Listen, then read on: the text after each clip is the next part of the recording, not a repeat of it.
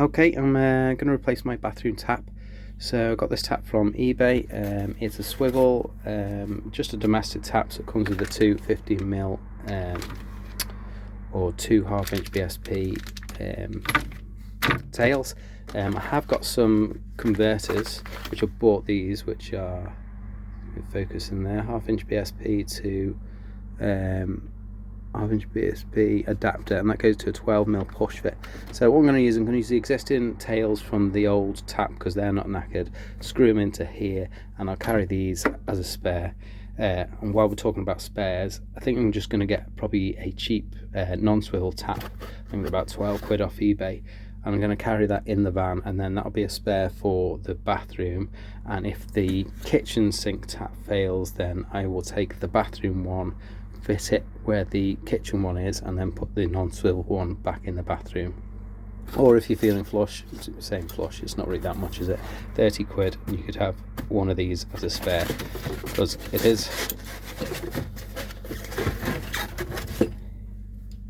would sit there, it would still reach the sink just, and it does swivel, so it would work as a kitchen sink.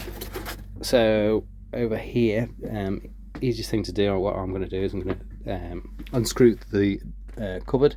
It's got 1, 2, 3, 4. Take that off, and then you've got full access to the tap underneath. There's my old tap there, which I just had to create like a low point there for the water to dribble off. So I think it was a 9mm deep socket to remove the 2 bolts that hold the tap in place, and then I think it's a 10mm for the tails. But anyway, I'll take this door off here, take the old tap off, and I'll give you a shout again. So this is your tap, and when you're undoing it, you've got these 2 brass screws that screw on and hold this funny looking plate up on the inside of the unit and clamps this tap to it. So what you have to do is you have to undo these here. Use like I think it was a 9mm deep socket. So undo them. I'll just take this by hand. 1, 2, and you have to disconnect the water. And to do that, you got these push fit here. So you kind of this normally there's, you can see there's a bit of a gap. Usually there's about a 2 or 3mm gap, and you just get that and you just squeeze that this plastic bit in towards the metal bit, and that will release it, and then you just pull it off the pipe. So once you've done that, you can use a 10mm spanner on them, undo them fully. I've obviously loosened that off. That comes off, and that comes off there, and then you'll be able to, oh, there's all the water. You'll be able to pull this tap out, leave the tails on until you've pulled it out, and then undo the tails, and we're going to reuse those tails in the other tap.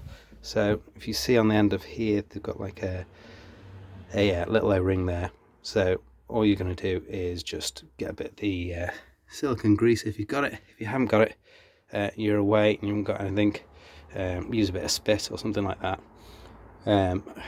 and just screw it in, and just make sure you don't over tighten it. I usually screw it hand tight, and then I'll give it a little nip with the 10mm spanner, like 1/4 of a turn, if that. You can very easily strip the threads on here. Okay, I'll just go and screw mine on now. I'll just show you now. This tap is slightly different, it hasn't got this metal plate that goes on. Instead, you got a thread here. That thread screws into there, and then this plastic unit here, that unscrews, and that's the bit that is going to clamp it in the bathroom sink unit. So I'll bolt all that back together, and I'll just show you where we're up to. So I've put these 2 tails on. Now you can't actually get to the spanner to undo it, so it's probably a good thing because you don't want to over tighten it, like I said. So I screwed them in as far as I could, and then just got a pair of pliers on these end bits, and just literally 1/4 of a turn just to nip it, no more, otherwise you'll knacker it. I've put a little washer here which goes on like a recess that's going to seal against the the unit so you don't get any water splashing and then working its way down. And now I'm just going to run this in, screw it into the brass thread inside here. Okay, that's all threaded in, so I need to put that into the unit, and then I've got a rubber washer followed by a metal washer and followed by this whatever it is, a big plastic nut to keep it in place. So I will install that now. Okay, I've just installed that. That was one of the easiest taps I've ever had to install. Brilliant nut on the end, excellent access with the door off. So the taps, let's put that light on. The taps there, just you move it, and that's hot, that's cold, on, off.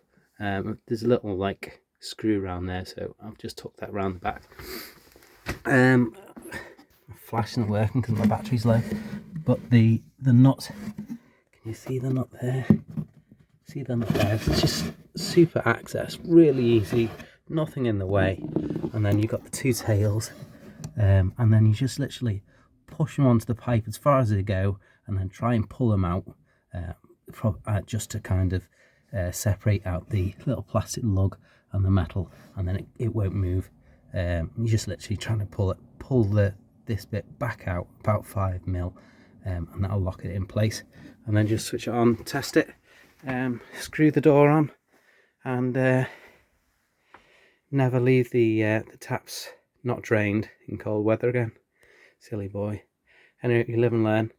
I'm going to might get another one of these taps, or I might get a cheapy tap, but I'm definitely going to carry a spare, so I don't get caught out. Enjoy.